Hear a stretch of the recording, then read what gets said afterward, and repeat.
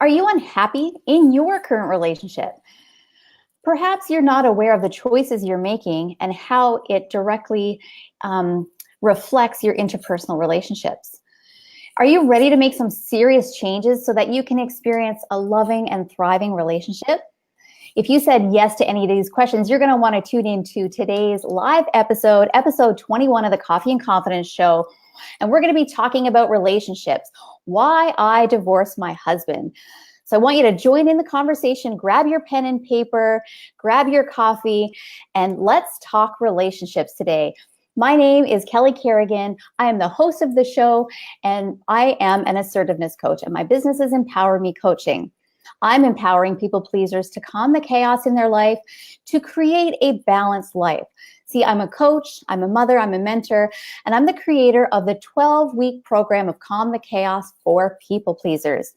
You see, I used to be a people pleaser, and I know what it's like to live my life in the passenger seat while somebody else is driving.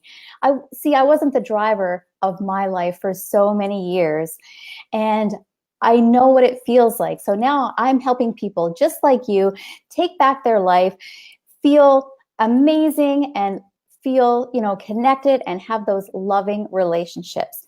So thank you so much for being here. I'm excited to introduce today's guest. So today's guest is Terri-Ann Richards. Welcome, Terri. Thank you. Thank you so much for having me. You're welcome. So Terry's an entrepreneur. She's an author. She's a coach, and she's a founder of Be the Balance Retreat. And she's here today to chat about her new book, How I Divorced My Husband. And she's going to give you some insight on how you can positively impact your relationships.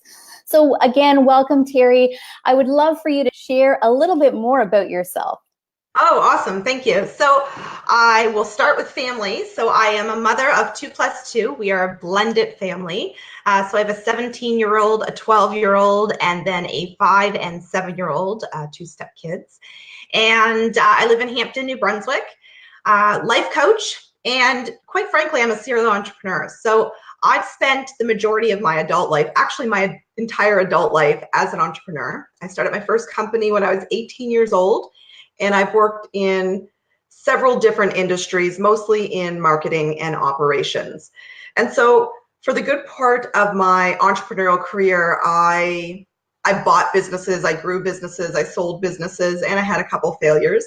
And it felt good. It was great. I got my street credentialed MBA. But probably towards the end of my 20s, early 30s, I noticed that there was sort of a void missing in my life. There was that space of purpose wasn't there. And so while I was hitting lots of milestones and very excited in all the business endeavors that I was in, I wasn't feeling like I was making impact, and I didn't feel like I was making a difference, both in my life and in the lives of others. And I'm impact driven.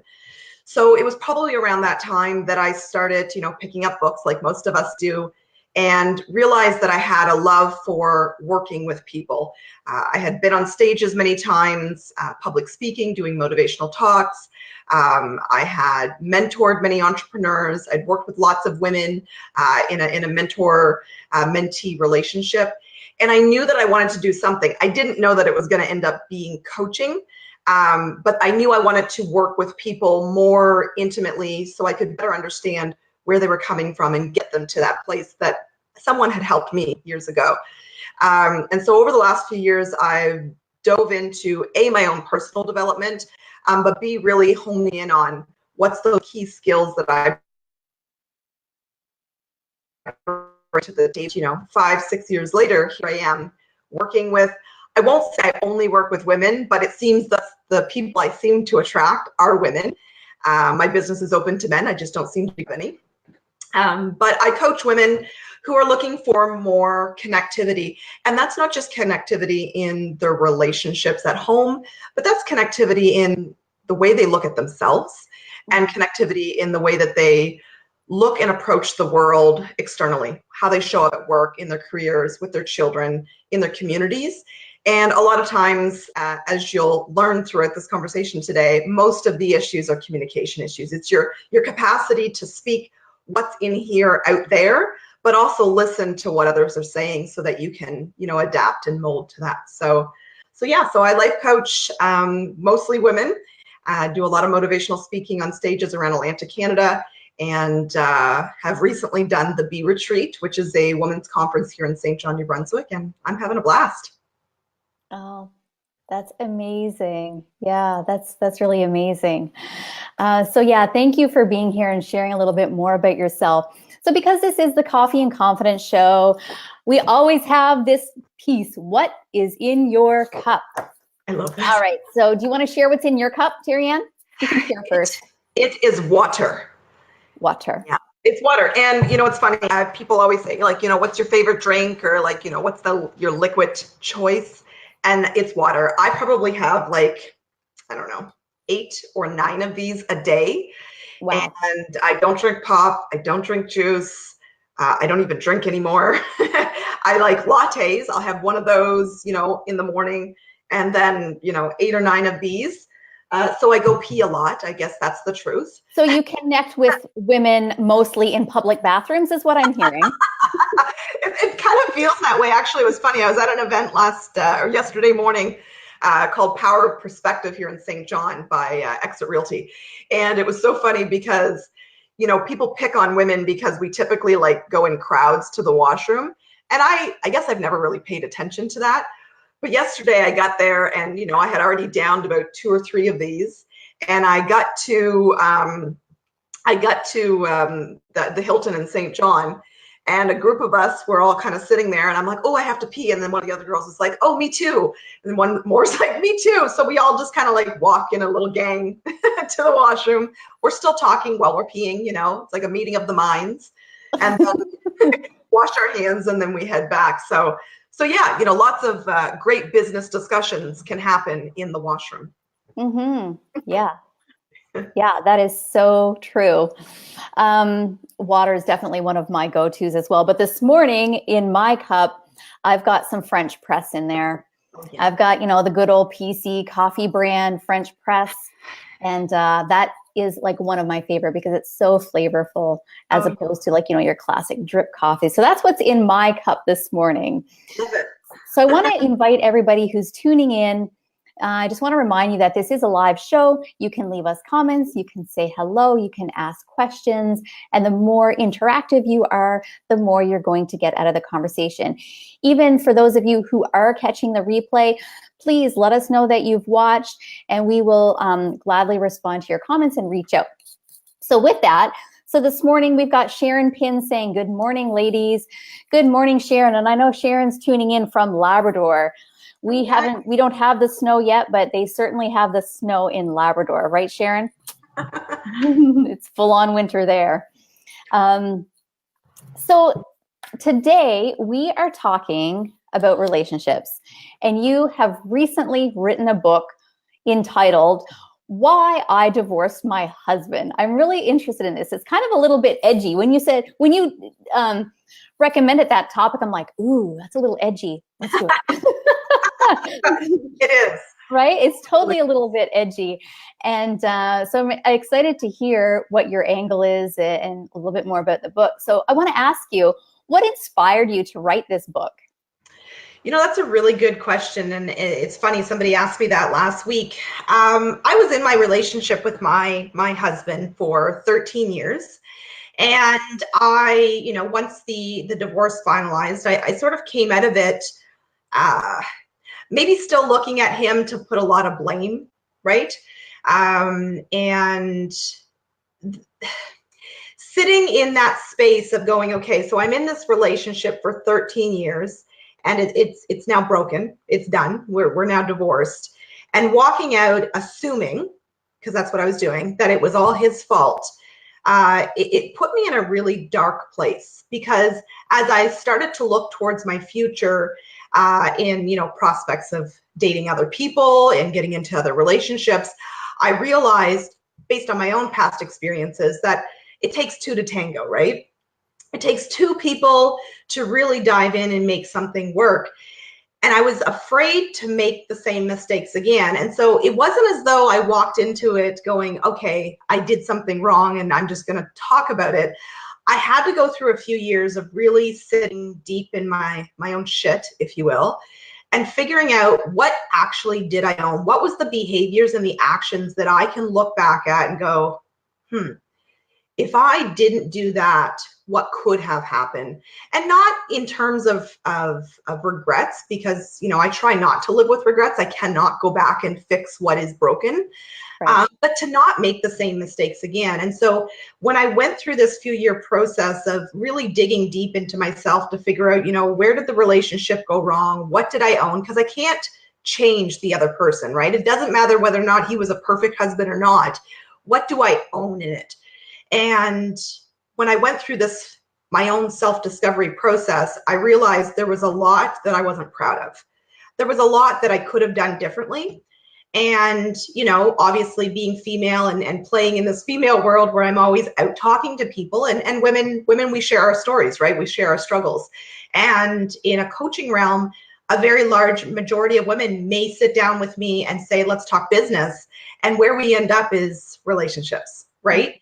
And everybody's having the same issues, right? They're having marriage breakdowns, they're having communication breakdowns, they're feeling lost within themselves and in their household. They're not feeling heard. And so the more conversations I had with people, the more I realized that there was a lot of what I had done that I could relate back to. And so I don't really know where the day came that I said, that's the book I'm going to write. But it was sort of this moment that I was like, okay, if I put pen to paper to own my own stuff, mostly for me at the beginning, but what would happen if I shared those skills that I now have, those tips and tricks that I now have, the lessons learned with other people who are still in a relationship? What would happen if just one looked in the mirror and said, oh, I do those behaviors. I act like that sometimes. I behave in this way. What if that one person just changed one single thing? And because of that, their relationship lasted. And not only their relationship lasted, but they felt joyous. They felt fulfilled. They had a happy life, which is the quest that we're all on, right? And, you ask people and you look at statistics, and at the end of life, the thing that people value most are the people. It's the relationships we have. So you got one life to live, as far as I'm aware. And if you're going to spend 10, 20, 30, 50, 70 years with someone, I hope to God it's a good 50, 70 years, and it's not a struggling one, and it's not one where you're feeling unfulfilled or neglected. And so I wrote my story in a way of sharing, what I did wrong. Let you see what I realized, and also let you see what I do differently today. So it's really an insightful book, and I do bear all. It's, it's a little scary to think that, my story's now out there with the world, but I think for people to really take it seriously, they had to see the truth. Mm-hmm. So what was one of the behaviors that you've identified that did not serve you in your relationship? The one that I struggled with the most is I was a silencer, so a stonewaller. Basically, if I was really upset with you, if I was really pissed off, I'm not going to have an adult conversation and communicate my feelings and my wants and my desires. I'm going to shut down, go completely silent. I'm going to walk around like a storm in the household. I'm going to go to work. I'm going to go spend time with my friends, go network, go hang out with the kids, do everything else, but not deal with that one specific issue that probably is this big to begin with. And then over time becomes this big. It's like death by 1,000 paper cuts, basically. Oh, that sounds horrible. It does sound horrible. And, one paper cut, you're like, ow, shoot, that hurt. But 1,000? And that's basically it. It's like, day in and day out, if something bothered me, I kind of went into myself, and I became sort of this stone wall, walking around and giving him the cold shoulder, turning my cheek to him, when he was trying to make up and maybe give me a kiss to smooth it all out. So that's definitely one of the behaviors that I had. There were many other. A lot of it is I got stuck in my ego. I got stuck into a space of making decisions. It's not that ego is a bad thing. It's that I got stuck in a space where I let that be the driving force versus my heart. Mm-hmm. Yeah. So for anybody tuning in that's really not familiar with that language, like tuning into the ego versus tuning into your heart, can you explain that a little bit more? The best way that I could describe ego is it's the fight or flight, right?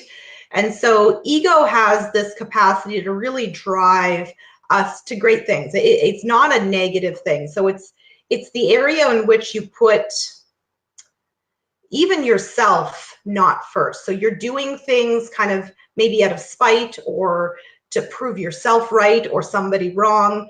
Ego is this thing that can make you do great things, but it's done without feeling or emotion or interest in your fellow human being. And to work in your authentic self, which is sort of this natural space where we both think and feel, and the two are connected, you make decisions that are more intuitive.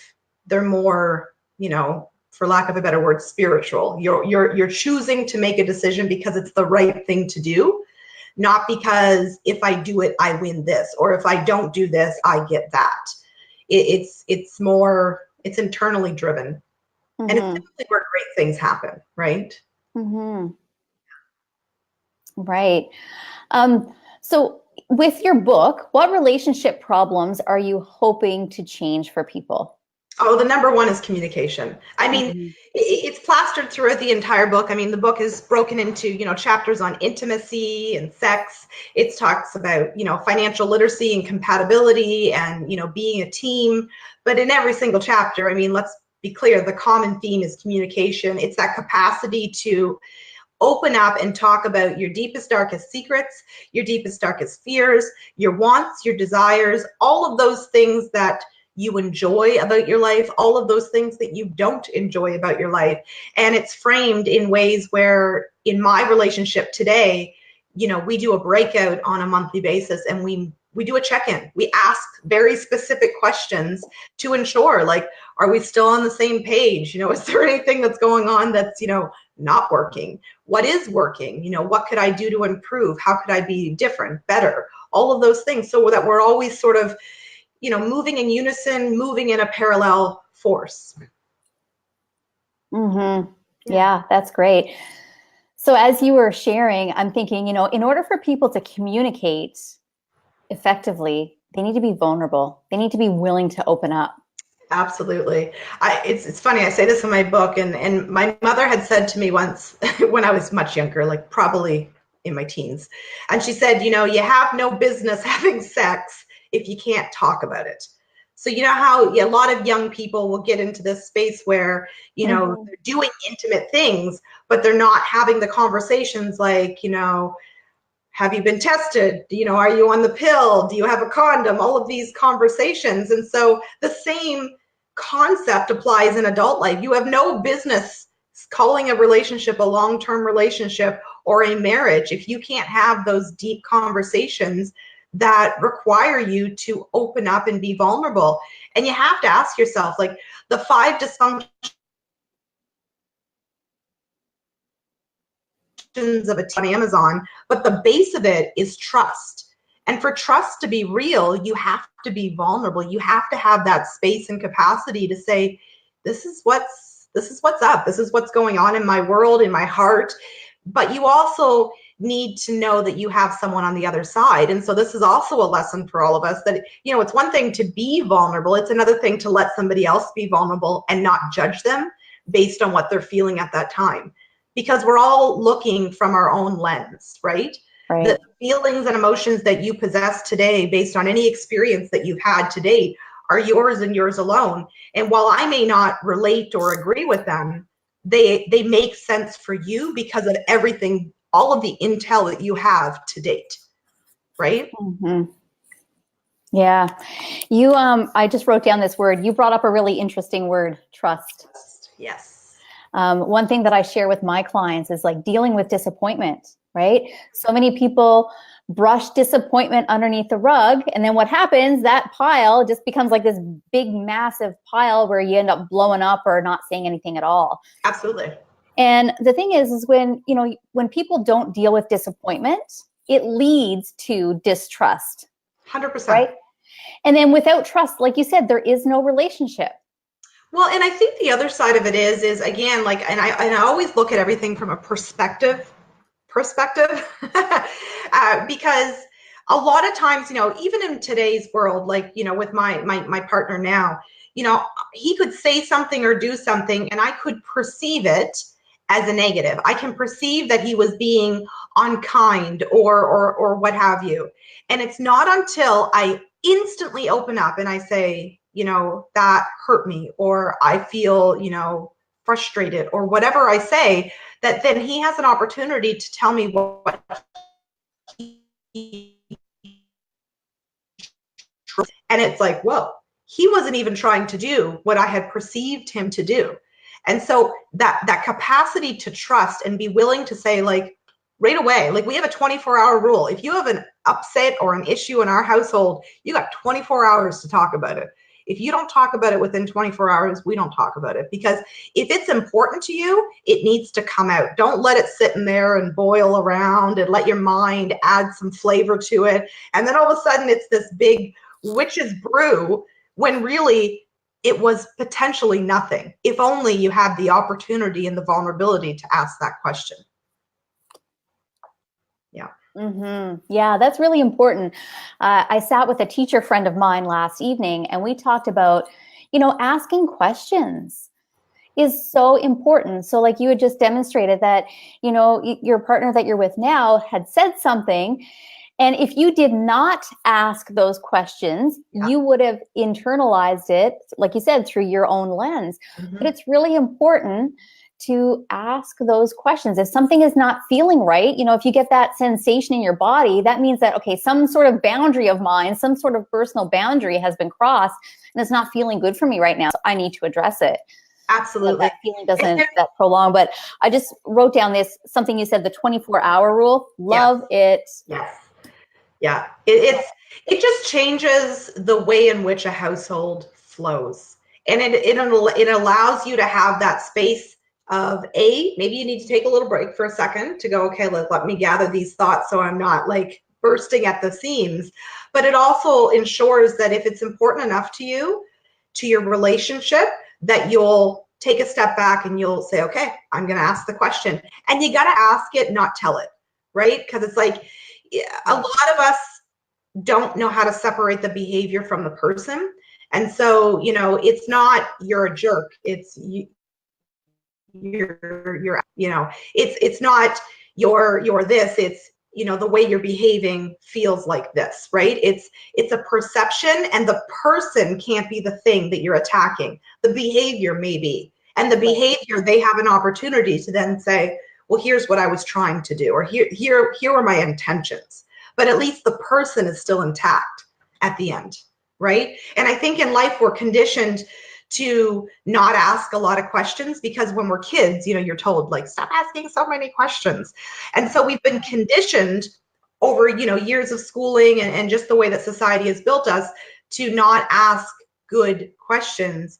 But I'd like us to take a stance where asking more questions actually ensures the success of the interpersonal relationships that we have, the ones that really matter, the ones with your spouse, the ones with your business partners, the ones with your kids, the ones with yourself. Asking more questions will get you to that fine line of success and happiness. Yeah, that's so true. Like asking the questions from a place of genuine curiosity, as opposed to assuming what the answer is going to be. And again, something else very valuable you said that I want to highlight is, you want to address the behavior. You don't want to attack the person, because what happens is when you attack the person, it's just more tension and a fight happens generally. Absolutely. But if you address the behavior, there's no denying the behavior, right? Like, when you said this, I felt this. You can't deny feelings. It was a feeling. And so they tell you what their intent was, but they can't deny your feelings. It's not like, well, you don't feel that way, because you do. You feel it for whatever reason. And again, you feel it based on the rose-colored glasses that you have on your beautiful little face that says, of all my experiences and all my past behaviors back here, when you do this, it tells me this. And so they can tell you, well, that's not what I intended.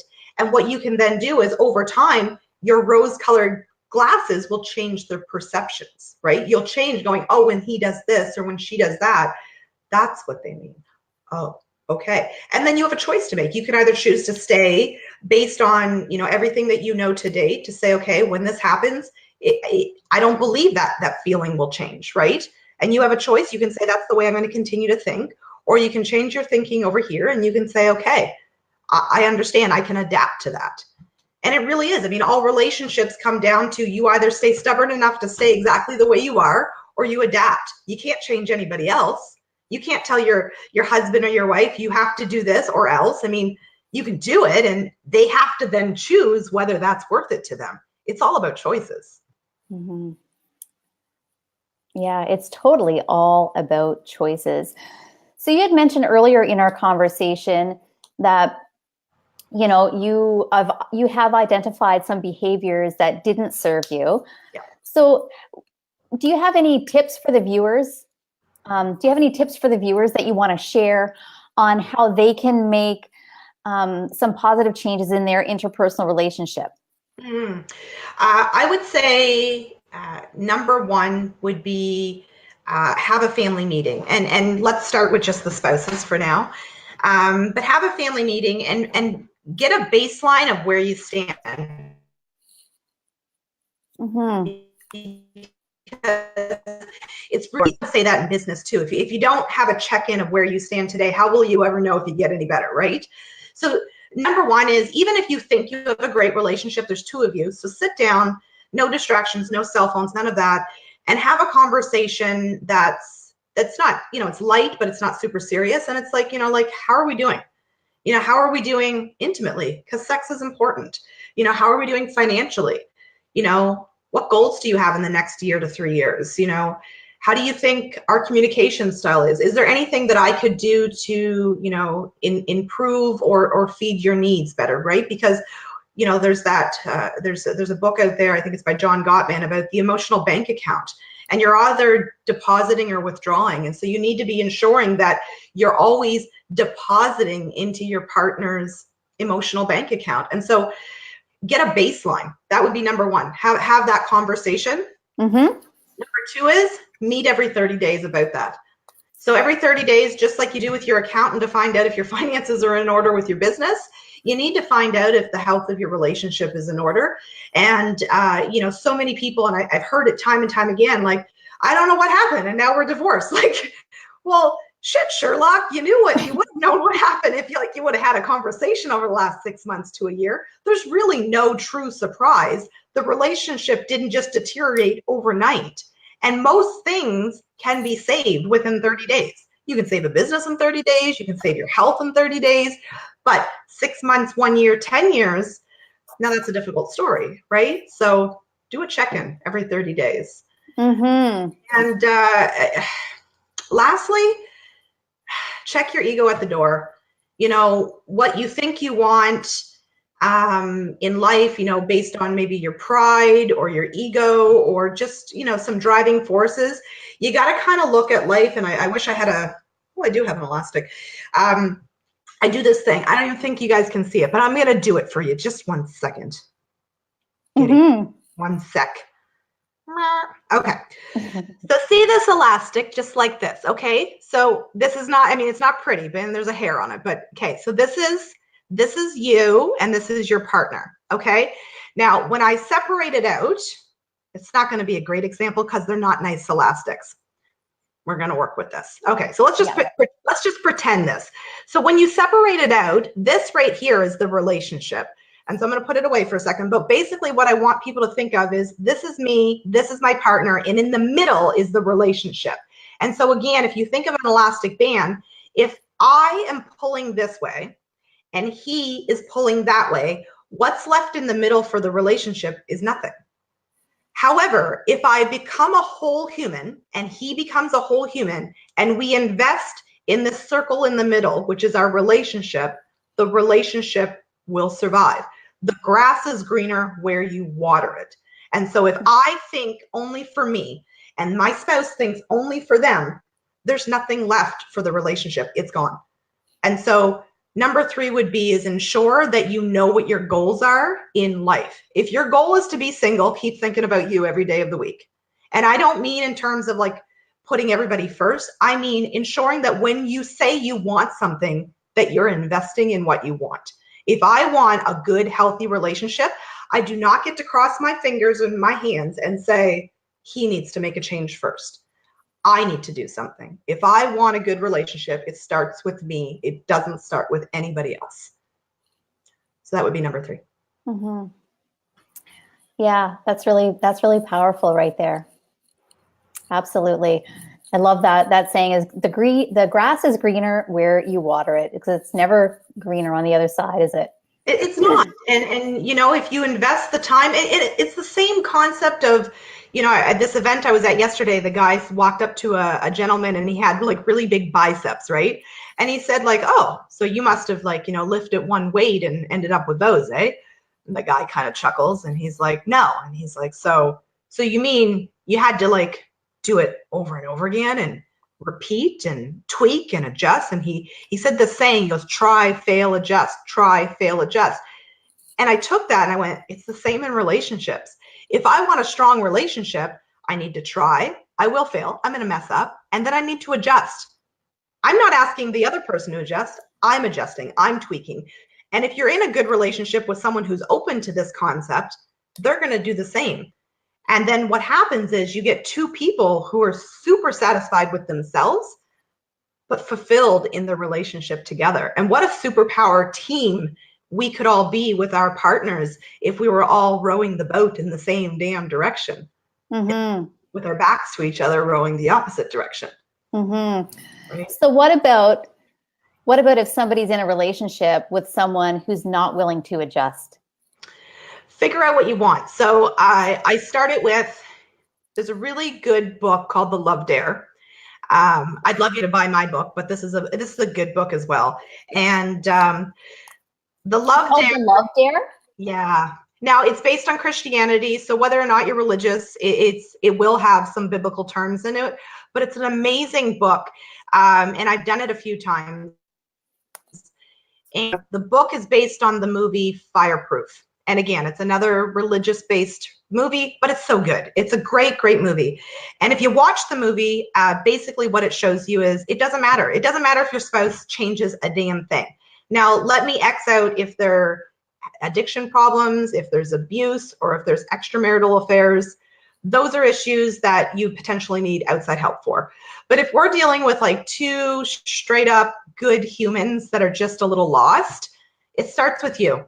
If you think of any relationship that you've ever had where you've invested some time and you've invested some energy, I know I've witnessed people mold and start changing their behavior, the way they show up, the way they smile, just the way they interact with me. And it is nothing to do with them. It was me. They will be a mirror image of you.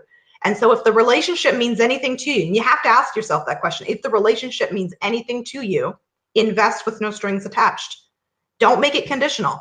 Give to the relationship what you're willing to give. Show up in your authentic, awesome self. And then if it doesn't work, you leave with your legacy intact. You walk away from that marriage, that relationship going, I did everything I could have done. If they choose not to, that's on them. But I'm telling you, if you show up in your authentic, awesome self, being loving and respectful and kind and a great listener and vulnerable, and the person on the other end doesn't give that back, well, they just lost a good catch. And there's no harm in being a good person. And if you let your ego go, it won't bother you. Mm-hmm. Easier said than done, I'm aware. But I do it, and I struggle with it on some days because we all have those days. But I try to ask myself, what do you want? Like, TA, what do you want? What's the end result that you want? And if what you want is a good, healthy relationship, whether it's with my kids or my spouse, then you need to invest in it. The grass is greener where you water it, and it has nothing to do with the other person. It has everything to do with you. Mm-hmm. Yeah. Well, that is some amazing advice. Thank you so much for being here today, to share your story, to share about the book. I want to invite you to share with our viewers today how they can get in touch with you, how they can get your book, and whatever other amazing things that you have going on that you want to share. So my website is balanceequation.co. I'll put it in the comments on the live video as well. We also have, if you come to St. John and you want to go to our event, that'll be every October in St. John, it's thebalanceretreat.ca. And my book is on Amazon. Today it'll be on Kindle, but as of right now, it's just in paperback on .ca and .com. And you just look for the Why I Divorced My Husband in Amazon. I'll put the link in there as well. But I'm totally open to people sending me emails, asking me questions, and I'd love to connect with each of your viewers. Well, that's amazing. I highly recommend that that you all reach out and send Terri-Ann a Facebook friend request at the very least. And I know that, you've given some really great advice. I wrote down some, keywords, right? Like family meeting, meet every 30 days. And I love that advice that your mom gave you when you were a teenager. Like you shouldn't, there's no business of you having sex if you can't talk about it. That's it. Good advice. And you apply that to your, to a relationship years later. But yeah, that really stuck with me. So thanks again for being here. Terri-Ann, I just wanted to call you TA then, but yeah, I'm open to that. TA works for me. So thank you for tuning into the Coffee and Confidence Show. If you've enjoyed today's episode, please check back next week. This is a weekly episode every Thursday morning right here on Facebook. And each week I'm interviewing different guests. So please tune in live to the conversation and give your feedback. As well, I also run a private Facebook group right here on Facebook called the Coffee and Confidence Group. And I will leave the link in the comments as well. And if you feel inclined to join the group, we would love to have you inside the group. The mission of the group is to grow in confidence and have a little fun with like-minded people in a community. So thank you so much for tuning in to episode 21 of the Coffee and Confidence Show. We'll catch you next week right here, Thursday morning. We'll see you soon. Bye.